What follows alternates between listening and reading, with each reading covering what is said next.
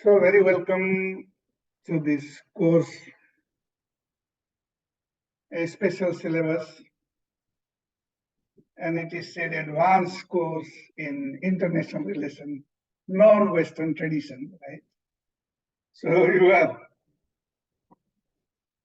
taking this course in a little special way, that's why it's a special syllabus for you. And every time you attend to this lecture, attend it very carefully, because in this entire semester we'll have a lot of interaction, reflective learning, reflecting on each other's idea. And what I'm going to present today is my reflection. Okay, you have to take it that way. So my name is Bishal Sitaula, and I'm Professor of International Environment and Development Study in Norway. In the beginning, it's a disclaimer that I am basically a natural scientist. I emerged from soil science to biogeochemistry and global change and then when I start my journey in Norway around 2020 or so, then I had to work with interdisciplinary team here. Then I had to lead one program in South Asia, which is called Conflict, Peace and Development Studies Program.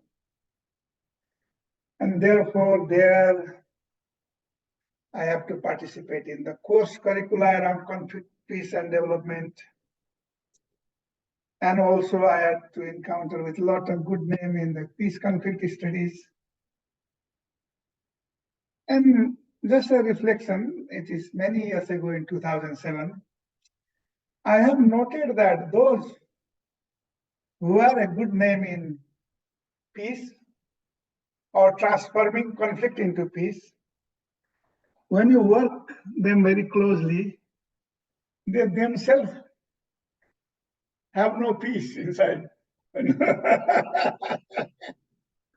Teaching peace or theory seems to be one thing, but to be the embodiment of that, what you are teaching, is yet another thing.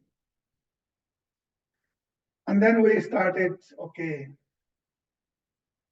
that is something we have to do to our new generation of students. They don't only take instruction from teacher to student, but they have all access to information much faster than us. So we started a course in that program in Nepal, also later on in Sri Lanka, in something called personal transformation. Because as the Gandhi says, be the change that you want to see in the world. If you are a diplomat and preaching for the peace, we have to also embody that peace in a way or understand it. And therefore, I thought that when Professor Stig Jarle Hansen said that, hey, Vishal, we are together in that journey because he was in whole that conflict, peace and development study program. He was working with so many African issues, conflict issue and so on. So I used to say in different places, he is the real doctor when it comes to transforming conflict into peace. And I am a wish doctor, witchcraft, jokingly. And therefore, and then he said that, look, here in our international relation program, there is no Eastern philosophy. But I know that when you look at the size of China, size of India, size of Brazil, size of, many countries which are of non-Western origin, they have also their civilization. They have also their wisdom tradition. And they have also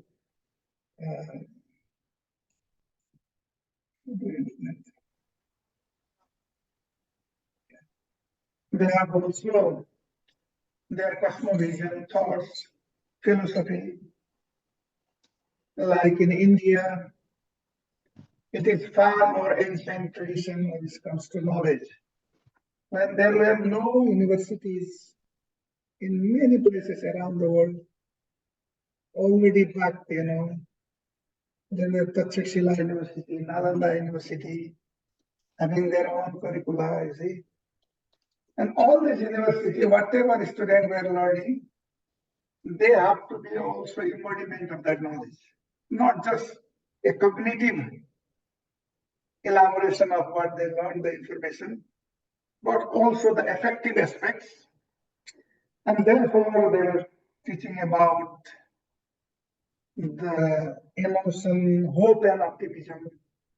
Today, in the so-called globalized world, whatever theory we study, whatever conflicts kind of thing we study, but it has not reduced the conflict.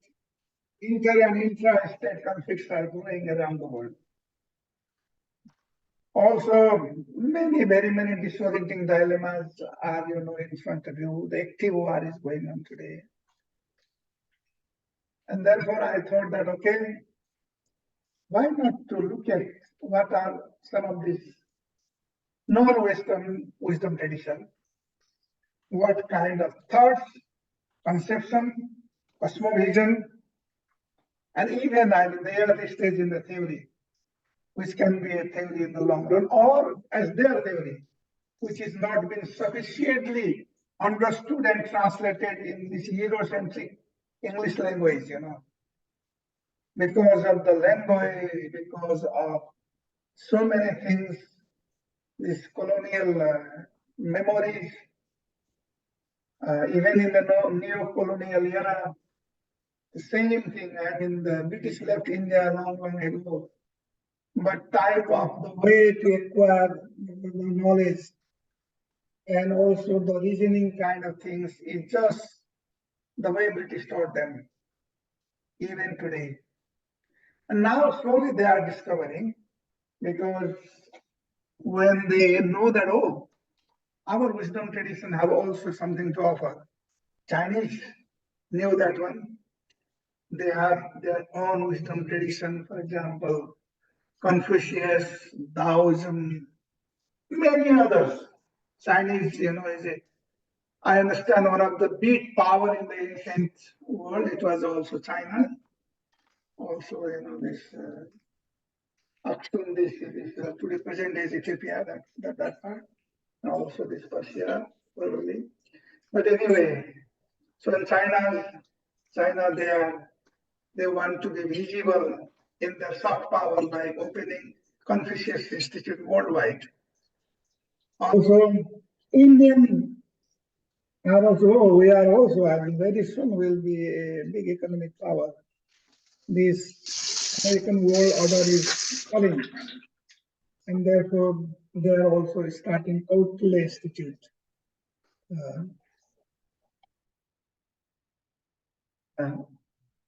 And then very many different ideas are coming about this. Pan-nationalism, also pan-psychism, even if you look at the even deeper. You, me, although we are born in very many different places around the world, right?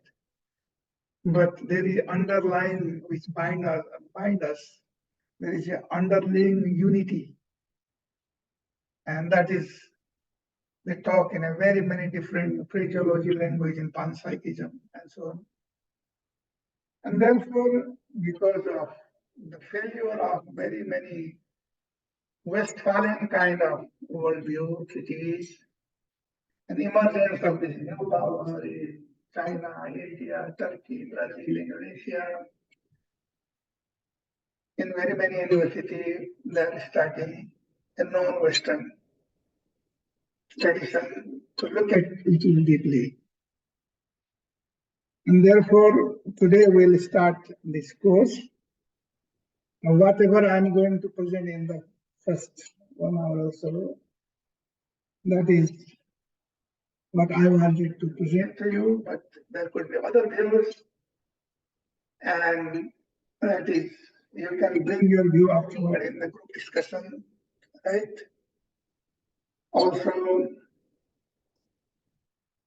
let's also set the intention that since in this course, in the course description, it has been clearly mentioned that we also do it in a little bit contemplative way whenever it is possible, okay? So in order to make that contemplation, let in the beginning, in the first class, let's make our intention very clear, okay? And also let's see how this first person inquiry, how you go inside yourself and start seeing with your inner world, your inner contemplation around what we are going to talk, what you listen to me, and what you do the group work. And toward the end, you write only 3-4 bullet points. What is more impressive to you, or what you utterly dislike? A critic also, if you like. Okay. Does it sound good? So let's then sit comfortable. You are going to just small contemplation just to begin this course. Just sit comfortably and just don't look at the screen for a moment. Please stay away from any kind of distraction, even visual distraction. So you gently close your eyes. Gently close your eyes and just bring your attention to the present moment. You are here in the present moment, here and now. Your body is in the present moment. Only mind was wandering. So just feel the weight of your body wherever you are sitting. Just feel that gravitation, which is happening right in this moment. Poetically, that gravitation is a law from the earth to you, is holding you. Feel that your body in the present moment. Now relax a little bit, relax your head, relax your ears, relax your eyes, relax your cheeks, your neck, your right arms all the way to your fingertips, relax. Your left hand all the way to your fingertips, both hands relax. Now you bring your attention to your belly region, relax. Just note the rising and falling of your belly when you breathe in, rising when you breathe out, is falling. Now take 3 long breaths and also feel the rise and fall of your belly.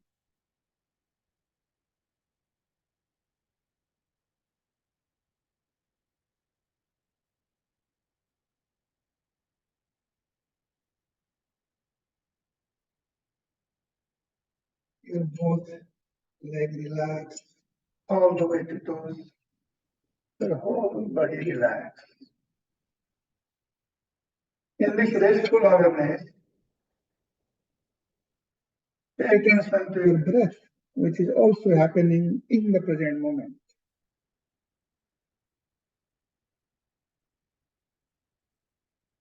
This breath that you are taking comes from everywhere in this environment and all.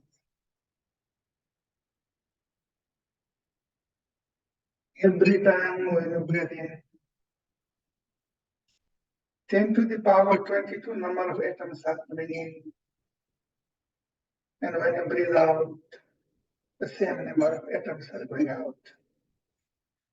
And these atoms have passed through every other body you can imagine. In the history, in the mythology,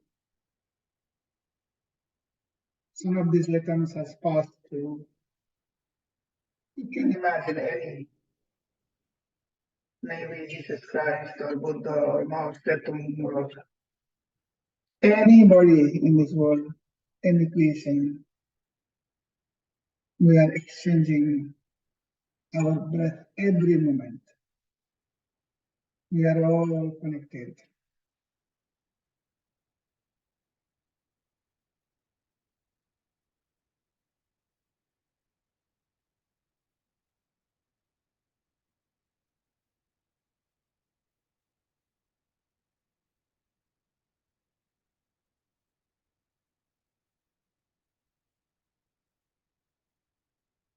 Breathe in and breathe out. If mind wanders, just notice it.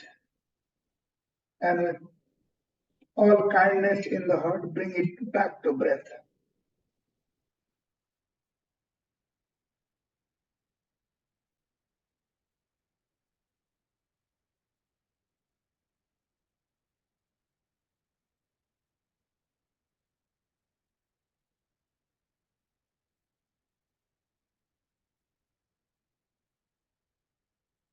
Now you bring your attention to the space around it.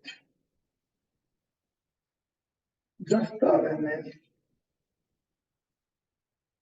space on top of you, beside you, in all directions.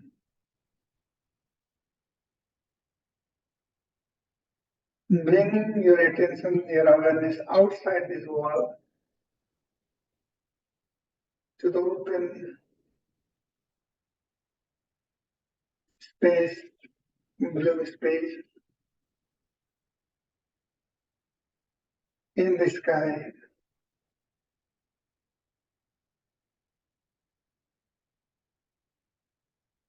And visualize yourself in this empty space. Yourself, your awareness is looking toward the earth. You see the earth from the space. It is moving in its own rhythm.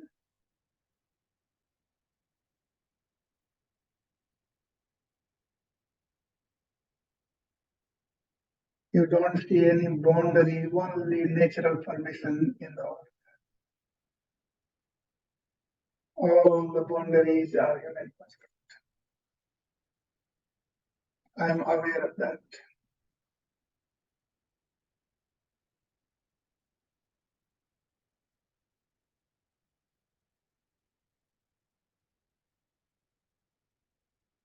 And extend now your intention that I am going to study this course for the benefit of myself and all the being in this earth that I am witnessing.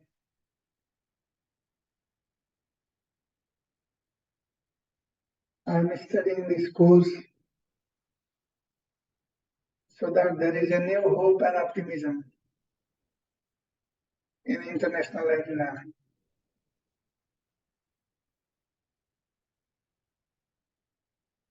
There is a relevance of soft power in international relations.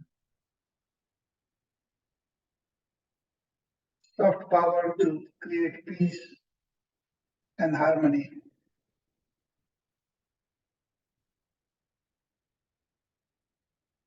And slowly you dissolve yourself into the space. Bring your awareness slowly back to this room.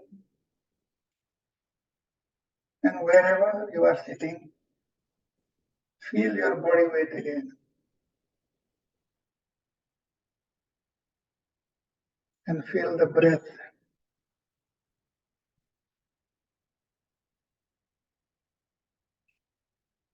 Take 3 long deep breath again. Every breath energizes you. Every out breath relaxes you.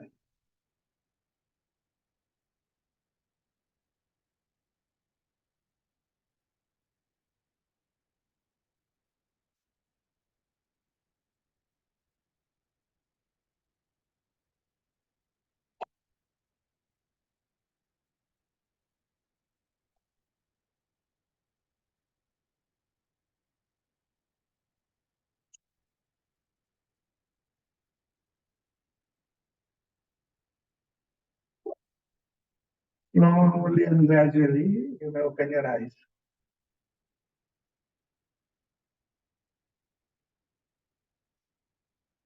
Okay. So with this, how was it, by the way? How was it? Is it relaxing? Right? Very good. So this is, I'm going to give you a brief introduction to course. And as I say, it's my reflection. And after that, you will also do your group work. And then we continue from there. Does it sound okay? You can take some of that one or water. Take something to drink now.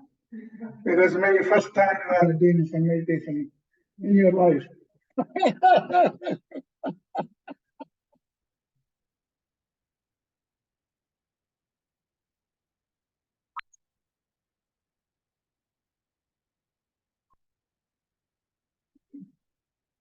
No, but then cool out. Sugar free.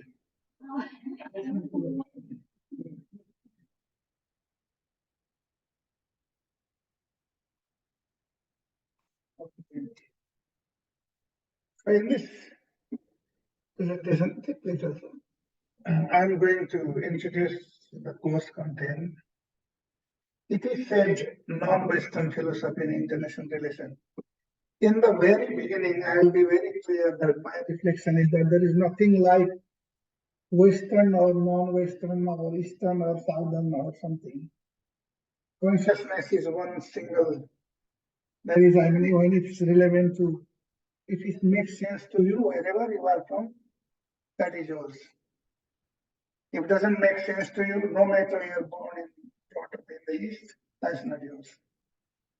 So in reality, there is nothing like East or West when it comes to knowledge. It is just for the sake of convenience, since in this course, in the language of British, those philosopher, thinker that originate from that part of the world, they call it Global South, and also non-Western, from Africa, from other places, we call it non-Western, just for the sake of convenience, okay? It is nothing like that. So, in fact, this is something new idea when it comes to the academia that we have today. Okay, the emergence of something called non-Western philosophy in international relation. Okay, because international relation itself is a new subject. It was not there when I was taking my high school. It was not there in academia. I've never heard of it. Only very lately here and also later on many developing countries followed that one. So it emerges in the late 20th century and also early 21st century, this idea of non-Western international relation. And it was in response to the bias that dominated the study of IR, which largely excluded the perspective, experience, and continuation of non-European countries and regions, like I have already said, China, India, and so on. And therefore, this came by some scholar, this non-Western international relation, is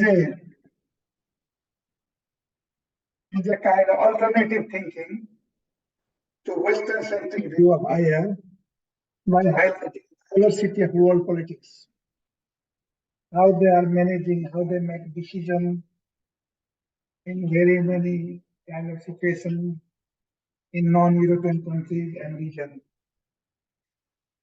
And this also, of course, includes like other IR topics, political, economic, social relation between and among Western state, as well as the interaction with Western state and also international organizations like in IR, non-state actors. For me, I have to relate, as I say, that I'm professor of English development study. You see, IR, the way it is defined in very grossly, it's that way. You have studied it, right, already.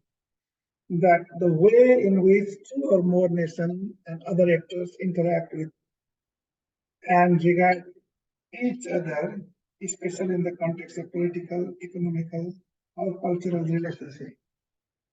Since the climate change is also the global climate change, global water crisis, global land degradation is also big international arena with many global international policy responses. Environmental is also part of international relation today.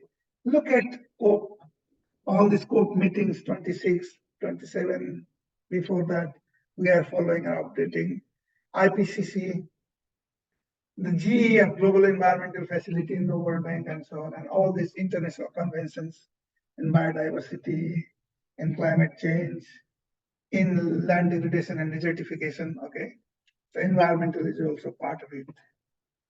And sustainable development, this is an old definition that the development that meets the need of present without compromising the ability of future generation to meet their own needs. Very many in view of the sustainable development since I came to Norway in 1987. So many different promissory note came and they died out. Before I'm in this SDG Millennium Development Goal, we had been teaching and your students were just memorizing those things. And most of those goals were failure one. And now SDG, reality is that many countries not going to the track. It will be very, very difficult to realize this. And also, by 2030, how many years are there? 7 years, right? It is not much. And other thing for me is the shared suffering, the wounded world.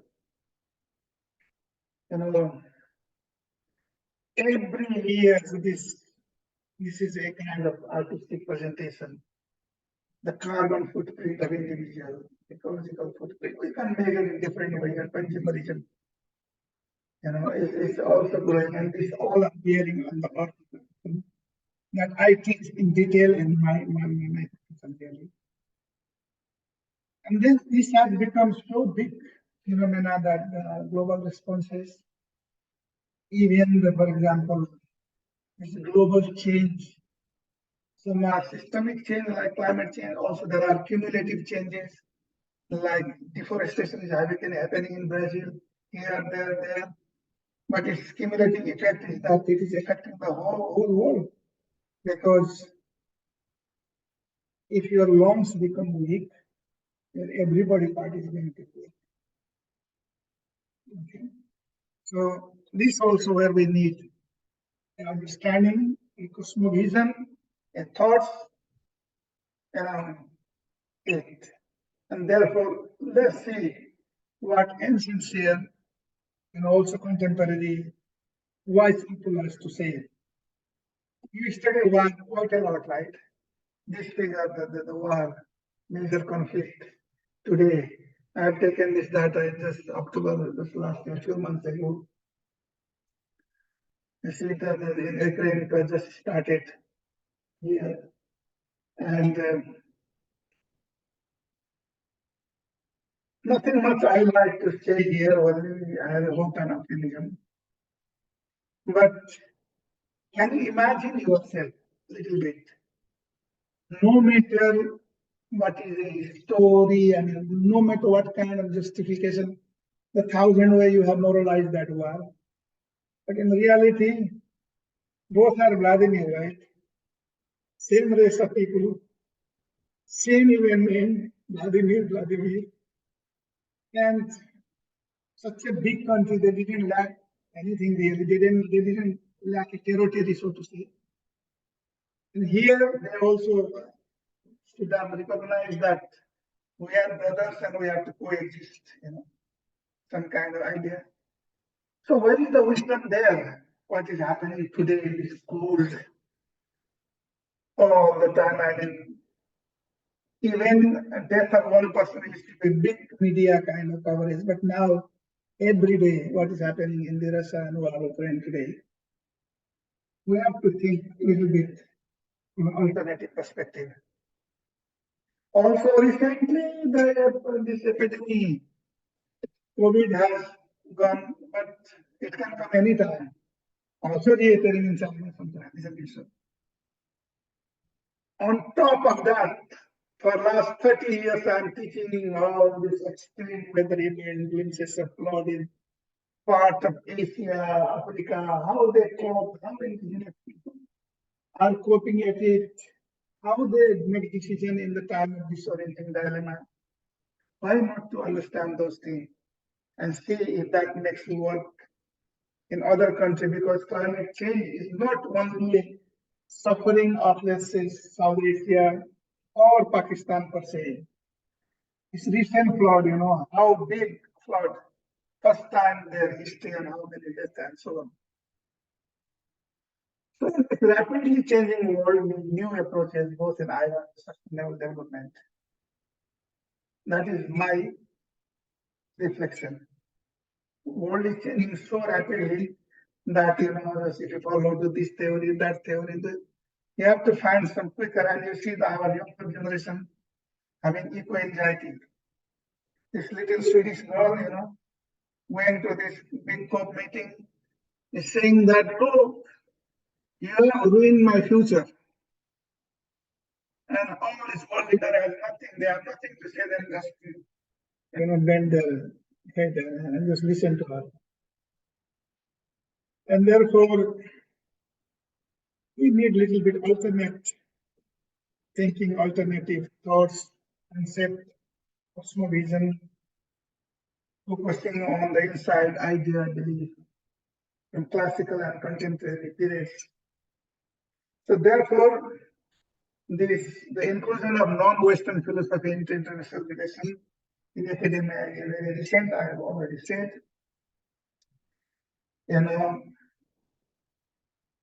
Also, there were several scholars from Global South who challenged the Western-centric approach to international relations already back in 2017 and 2018, like Ali Mazrui from Kenya, Sabir from Egypt, Emmanuel also from USA, and Vijay Prasad from India, many others who have challenged it. And slowly it's coming to these scholars are also making their own courses in some of these countries. So there are other scholars also. So all in all, this is a recent move. And for me, that book is there, by the way. It's there. It's also in the display there. The non-Western international relationship is the study of international relations from perspective of countries and regions outside Europe and North America, but it could be relevant for the whole world. It provides an alternate perspective to the dominant Western-centric view of international relations and recognizes the diverse experience, perspective, and contribution of non-Western actors in global politics. This book was published in 2009, and that time they used this term, non-Western international relation, non-Western IR. And then, of course, It addresses the drawback of ecocentrism, this Westphalian kind of worldview in cities. Also, how they are ignored the perspective of non-Western actors.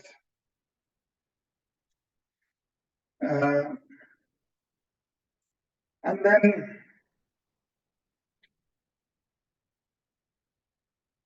if you the study of non-Western international relations can improve our. No, there is a hope there because the world is globalized in a number of different ways. Cyber power is also a soft power. Knowledge is a soft power. Culture is a soft power. I like to eat Chinese delicious food. And people like hearing also many Indian delicious food. These Bollywood cinemas are also becoming very popular. You know? So the consciousness is transmitting in 1,000 different ways, which will trigger to your heart and mind. You never go to the listen. So, but also in the political landscape, the role that non-Western actors play in setting the international relations. That's why this book was published. And in this book, there is a lot of things. This is directly taken from the publisher of this book. And it is also available if you are interested. It is a open source. You can download that one in your future if you are interested more. And global international relation is an approach to study of international relations that seeks to understand the complex and interconnected nature of global political system. It recognizes the interconnectedness of global actors and impacts of event and issue in one part of the world on another region and actors. This radical independence, this idea are already there in the wisdom tradition of Asia. For example, Buddha.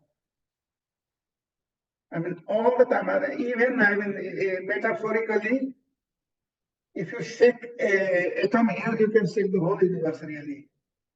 If you believe in quantum physics even today. Okay? And therefore, it's all interconnected. Any small thing happens.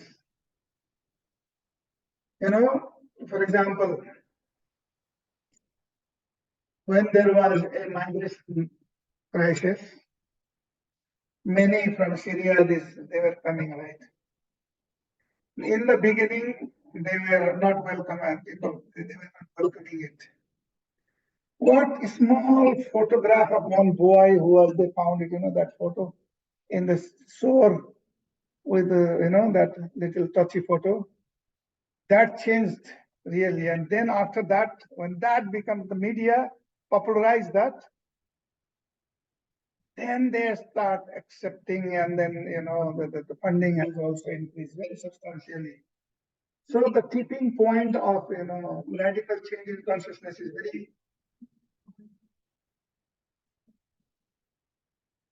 Oh yeah, sure, please. So therefore, small things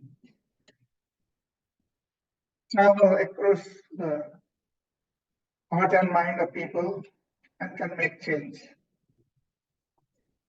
And therefore, welcome. And therefore, it is. And later on, this book came into being, the welcome, the making of global international relation. They didn't use the word non-Western in that, okay? Because global means non-Western means non is again a negative kind of connotation, right? So they thought, no, let's make it global. And that idea, the person, Amitabh Acharya, which is, this in this book, and in this published book, they ask people to rethink itself in the light of both its own modern origin and also the 2nd century of the world history that has shaped it. So this book is also here if you need it anytime. But this is a 5 credit course and all full of reflection.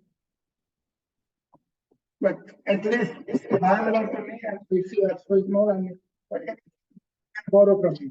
These are all my private books. I consider them. Not private, it's my incentive money, but it is not belongs to library. It belongs to me.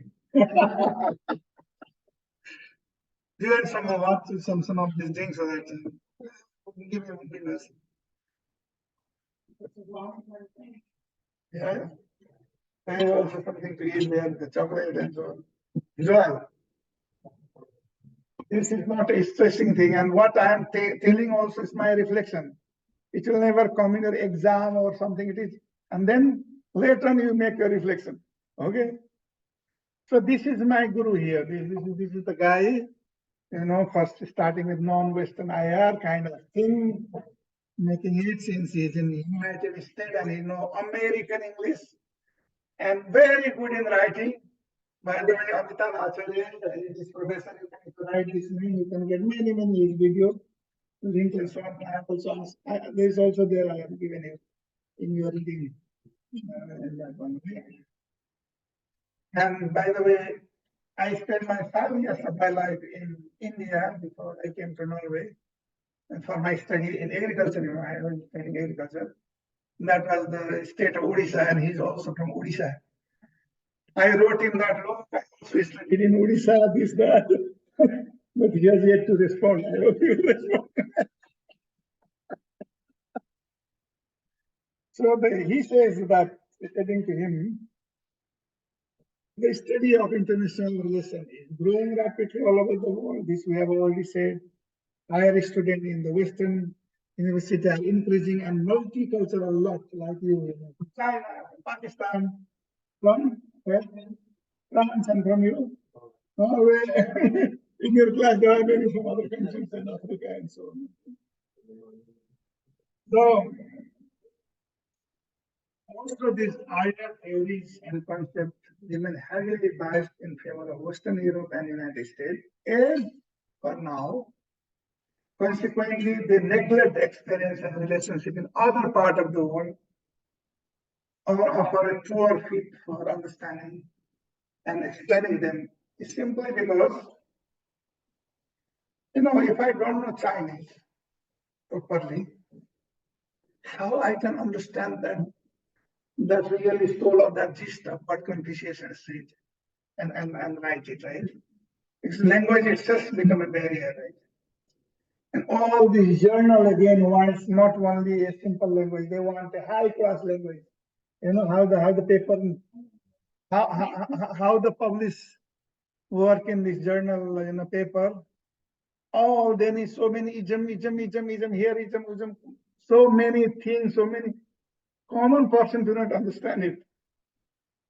All this realism, constructivism, liberalism, I only knew it also when the ST gave me this course too. I have of course heard in the media, but what it is, people do not know it. These are very yes. Okay. So I will finish this and then you all have a chance to reflect, okay? So this is Amitabh Acharya and you read yourself because this is there about him, what he is doing, and he is the authority. So, my friend, my purpose of bringing this course, non-Western philosophy, as a soft power, okay? You may also understand your soft power as a diplomat, as a person, and the soft power in international relations refers to the ability of a state or an actor to influence the behavior of others through attraction, persuasion, even smiling, those diplomats who have an authentic smile make a more impact than those who are having a Duchenne smile. You know what is Duchenne smile? The smile are two types. One is the authentic one, and that is Duchenne. You see a lot of this crow, like a crow. You will see it here when there's authentic one. And when this like a air hostess kind of smile, Pan American smile, that is That is also a soft power. Many successful diplomats have that, how they, their personality. And that's why they do persuasion. And that is sometimes more powerful than a military force. Look at, for Chinese, it is, I'm not talking in a political way today, but the smile of Dalai Lama, wherever he goes around, it's unparalleled, that innocent smile. And that's why all the Muslims with the long beard, you can hold their beard. Those are the soft power. And therefore, you want to be not only a successful person, but also a good person, in your career. You also need to understand this soft power so that it is relevant for in a cultural, political, institutional context, policy context. And it's also a key tool for shaping the perception and attitude of other countries. Well, and also another reason why my purpose of understanding from each other this non-Western life is prospect of including global wisdom-based international relation. I mean, to how we can make international relations wisdom-based, not only based on all these your strategy, your the power, other strategic thinking. In diplomacy, I have seen this is I'm an academician, so I think so sometimes I feel that they call it strategic partnership with different countries, like Africa, and the strategic partnership in reality, if you translate into very layman language, in that partnership, they will give you the tie, and later on they will ask you to buy the suit.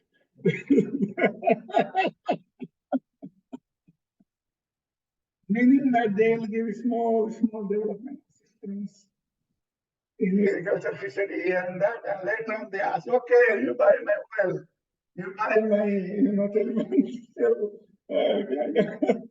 those kind of things. So how to make that little more wisdom-based, that it is not only to normalize your need, but moralize the caring, sharing, compassion, and so on. That refers to a paradigm shift in the study and practice of international relations that prioritize the use of wisdom, compassion, and ethical principles in the conduct of foreign policy. Okay. So while wisdom-based is still a relatively new concept, it has gained increasing attention and interest in recent years as a potential alternative to traditional approaches to IR. In how and which way, we have to discover that. Okay, I'm very interested on that, how they are doing that. Also, non-Western wisdom traditions, such as those found in Eastern philosophy, also not only philosophy, indigenous culture and religious tradition, because I work a lot with indigenous people also around the world. I found that how they resolve the conflict at a very community level, like in Nepal, there are people, something ethnic group of people. I will not name their name here, but if there is some conflict between you and me, and if you have slapped me in that conflict, so next day you realize that you have done a mistake slapping me. You come to me with one full bottle of alcohol and give you like that, then conflict is resolved. You see? So, and like that, I mean, there could be very, I mean, not only the indigenous cultures, but also religious traditions. In Buddhism, there are many, in Hinduism, there are many, in Confucius, in Taoism. For example, Eastern philosophy such as Confucianism from China, in your country, Taoism, and also Buddhism, which of course permeated it. Buddha was born in Nepal, but he got enlightenment in so-called political India today. And when Nepali say that, oh, Buddha was Nepali. Where the light went? Not only Nepali, but Indian or something. And then that idea of compassion. There is one whole lecture on Buddhism and Haya in this class. And also religious traditions such as Hinduism, Islam. We bring some of those things in the class. That is also my plan. Also, wisdom-based diplomacy is holistic and ethical approach to diplomacy that can seek to promote peace, cooperation, and mutual understanding. That's also my aspiration, my purpose here. Whether this is possible, then how? That you have to teach me, okay? Along the way. So this wisdom-based diplomacy also can be considered in this writing there. Other thing is, I am professor of international environmental studies. That thing is also how this different, because I have already shown you in the beginning that what is happening with the climate change, right? To bring little more environmentalism in international relation today, because that is the urgent issue. It's not important, but urgent. IPCC says that those extreme weather events, like drought, extreme flood, those landslides, that were coming, every one event in 24 years in the beginning of the century is okay. That is a normal. One that kind of extreme, like, in 24 years. Now the projection is every 2 years or even 1 year. How much money, how much, where you give your priority? And then these rivers are flowing across the boundary of the countries. Many river flowing from Nepal is going to India. And that is reaching to Bangladesh, that side. The whole thing, I mean. And if the India, for example, if they have all the bitter relationship with the South countries, is in some of these places, like in Nepal, Kosi, I have one example, they are making a dam there. So when the flood comes, they close the dam and the Nepal side is flooded and like that. Same thing with the problem with the Bangladesh dam. That issue, and that kind of issues are very countries, I think. So environmentalism, the non-Western philosophical tradition can play an important role in understanding to environmentalism in IR. So environmentalism in IR externalism and how environmental issues and challenges such as climate change, deforestation, land degradation, water crisis, pollution are interrelated with political, economic, and social system at the international level. My friend, in India, they use, still they use, it's banned here, but they use DDT to kill the mosquito. And what the DDT, I know because I know that the transport of that takes place. When you spray the DDT, then part of this droplets, smaller droplets goes to the air. And this wind blow them to our Himalaya. And when they find a little bit cold, there is a preferential deposit. These Himalayan settlement, Himalayan people have never seen DDT, but DDT is found there in their food. Because it deposited there. Very many this kind of issues. So it's not only, so those things also need to be sorted out. What these people have done, was just sitting there so that their children are becoming, malformed and all this, those kind of things. And also by incorporating this philosophical tradition, we can broaden up our understanding of environment and its role in shaping human society. All these texts are written for you, so that if you need, you can read it for your own reflection. So the word of wisdom from Buddha, let's say, I'm just bringing one example, why wisdom tradition can be relevant.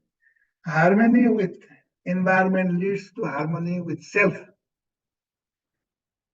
Meaning that if you have disconnection, if you have disconnected by cutting down the forest, by doing so many activities that cut down this upland lowland interaction, what you call in ecology, then you are really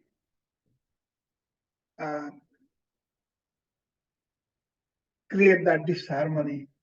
That's why Buddha somewhere says that, oh, my monk, do not pot the root of phenomena. Phenomena, these natural phenomena. You can cut the root of your clinging, grasping, craving mind. You should keep that root of, you uproot that your clinging, grasping, craving mind, but don't cut the root of phenomena. Okay? So that is, so again, my reflection is developing a wisdom-based approach to international relations require incorporating the principle of empathy, compassion, and ethical consideration into the way nations interact with each other. There. So this is an introduction and my reflection here, but this course, as it is there now, the aspiration is that, the hope is that this course will explore selected classical or popular international relation-related thoughts, theory, perception within Indian, Chinese, Sri Lankan, non-Western tradition. Topic covered with includes thoughts inside again cosmovision of peace, spirituality relevant to IR in various wisdom traditions like Hindu, Buddhist, Taoist, Confucius. They're more or less the same thing, but different conflicts. Again, it is a master level course. So we're very happy that we are doing that one for the first time in the history of Norwegian University of Life Science. And like Buddha had first 5 disciples, I have also first 5 disciples. But the difference between me and Buddha is that I'm not Buddha, I'm also a disciple, so 5 disciples. 6, including me. You have already said that one. And these are also objective. We have to put some words there. So we really like to assist you on creating your insight. And also, if you don't understand certain thing, you ask me, and if I don't understand, I will talk to other people and bring it back to you. That is how we can do it. Okay, these are one words. And teaching method is that you'll have every class, there will be at least 1 hour lecture like today. And then I will also give, before you came to this class, I have given you both in Canvas and also by email this time to read, to listen to some of these easy TED talks about what non-Western IR is, right? I hope you have read that one, otherwise you cannot make group discussion and so on. And this is learning from each other perspective. This group work, attending group work is mandatory here. Nobody is, they have to, I have created, by the way, in Canvas, I have attended an assignment folder within the module. The first folder, there are 2 subfolders there. One is your individual. One should contains, after this lecture, when you make a group discussion, 2, 3, 4, or whatever you want to write, your impression, your thoughts from that particular lecture, okay? And also the meditation that you did it a little bit. So this is the assignment. In each class, with group discussion, each student must read the reading or teaching material which is posted there. And then after the class, what I'm saying is something called third person inquiry. Listen to me this carefully. What I'm saying was not your thought, right? It is my thought, and it is my individual. So you say something called, you can get this kind of thoughts from library, from internet, from reading paper or whatever way. That is called third person inquiry. And then when you do a group work, that is called second person inquiry. Directly based on this and your reading, you talk to each other. And then you give me, each of you give me 3-4 minutes reflection after the group work. And then even most important is that in some of the future meditation, once the class toward the end, I'll also take you to the contemplative practice. And when you listen to, let's say, word of wisdom quotation from Confucius or from any, I mean, these things are Gandhi and so on, what you feel yourself, does it make sense to you? Based on that, you write that bullet point. That is one thing. And today, either you choose Chinese contribution, Indian contribution, African contribution, one that kind of lineage, or you can choose a specific person like I want Buddha, I want Islam, I want Confucius, I want this. You choose one, and then that is the assignment is along the cycle when you are studying, you'll be also looking at in the internet what assignment you have got, what topic, specific topic that is specific to you. And then you'll present a PowerPoint on that toward the end. And that is not difficult, and that is it. It's no stressing. It's no good or bad.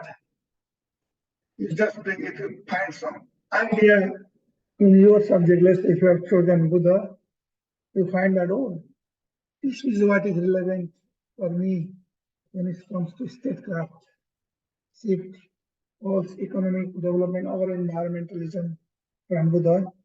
Then you present that one for 10 minutes to a brain. And that is the way to go. So this is one outcome. I have already said very clearly this, and is it any problem to understand that, what I said just now? If the assignment is clear, okay, let me tell you again, let me repeat. After, in each classes, before these classes, I have supplied you already a reading. You'll be reading that, you'll come to the class. You'll be seeing those kid talks and so on, and you do your job and you come to the class. In the class, sometime half an hour, sometime like this, I or somebody else will give the lecture, and you listen to that one. And then there will be group work. Now we are having a group work. After that, you write in the paper or somewhere few reflection right now. And every class you pile up, that every class you just pile up that 2, 3 bullet point, okay? So that is the first part of your assignment. Second part is, today you'll also get, in your free will, you can choose one. There you have to, there will be also lecture here, one lecture here, but other thing you have to collect in your own free will and give one PowerPoint presentation at the end. Couple of slides from your reflection, whatever intrigue you in that as a first person, and something. Okay, this is the topic I have got, and this is what I have to say. Okay, your reflection, it has to be very reflective. Does it make sense? So that is it. There is no other exam.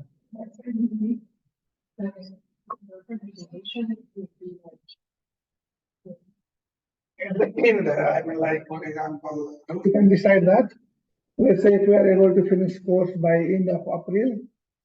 Like one presentation for all semesters. Yeah, at the end. Here only you will be presenting, each of you presenting, reflecting in the class, and that is your class attendance. And also for the bullet points of the class, like, Yeah, there is a place where you can do that. That will tell me that you are present in that class. You have made a reflection, that means you are present in the class. Good, huh?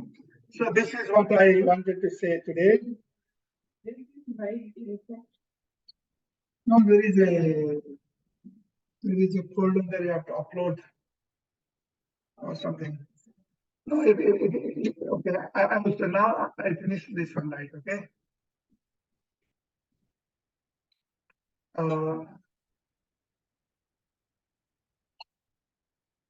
Look at here. Where is camera? Camera. This is the. So you go to here. You go to model. Your reflection you will upload here individually. And every time you can pile up and you can update that. And your individual assignment you upload in this one.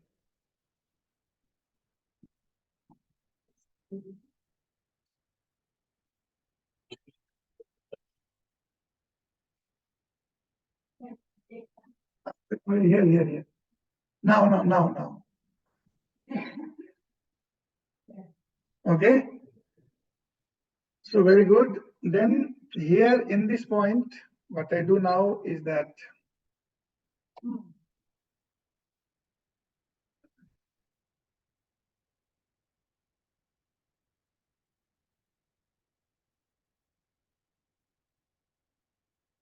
okay, now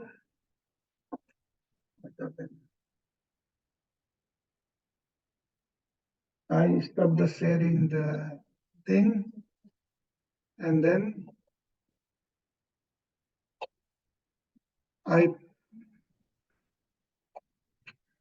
pause the recording now. So okay, what was the name of your friend, Thomas? Michael. Huh? Michael? No, it's okay. But just give me just 1 minute summary of what you will say. What I now propose is that you write that one, not now, but you write and just upload it there in that folder. Just 2-3 bullet point now. You can just say in one sentence, 1-2 sentence. What is your work today? What have you learned today? What is your reflection today? From the class, this material. Do you think that it was the right choice for you to take this course? Or?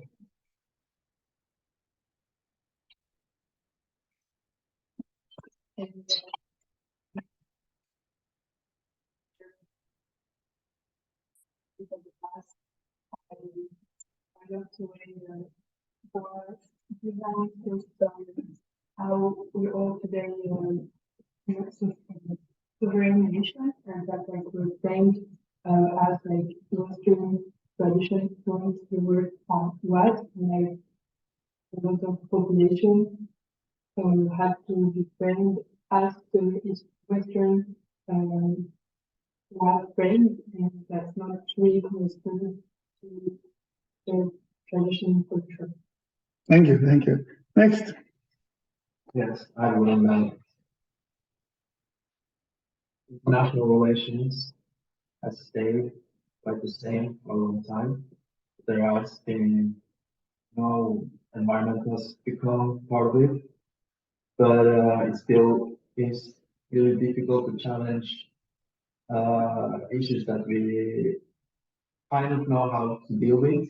Yeah. But we can't because it's so institutionalized how we think about relations between states, and that new or wisdom traditions that are much different from our thinking are very complementary, or rather, they are transformative in how they Can be transformative, yeah. Yes, can be. Yeah. But they are good. It's hard to diffuse it or change your thinking. So I learned that there is need for new thinking within international relations. Great. And transformation. Yeah. Thank you. Next, please. Yeah, so from this class, I have learned that soft power is very important. And also, I'm curious to find out, if of course, progress, how soft power and historical wisdoms and cultures have shaped countries' diplomatic policies, and how will those factors be like better exert in practical practitioners like Thank you so much. Neil? Previously, I was thinking that the traditions are now obsolete or official knowledge, and they are impractical if you practice them in today's world. But what I believe, by introducing courses like this into international relations and political studies, we are kind of connecting back to the wisdom tradition, back to our roots, back to the roots of human wisdom, the mutual wisdom we share throughout the world, not just Eastern tradition, but throughout the world. For example, our colleague, he talked about how Norway is working on the soft powers, which is like obviously have its own wisdom, roots or traditions in history, but the sport is letting us discuss this. Thank you so much. Thank you so much. So thank you, everybody. One final question from me. Next week will be in Zoom only. Shall we continue this contemplative part in the beginning that we did it? We did it, but we may not do it every time, but in certain occasion. Is it okay for you to do this kind of mindfulness meditation? So, do you like this? Okay. But you also? And you also? No, also thank you. Good. So that's all for today, and thank you for joining. So now we may write your reflection here or somewhere 3-4 bullet point and upload that one. Every time you just go on adding that. So toward the end, it becomes. Huh? Yeah, one file. So that is a reflection file. And finally, for each of you, let's select, but let's say by 12.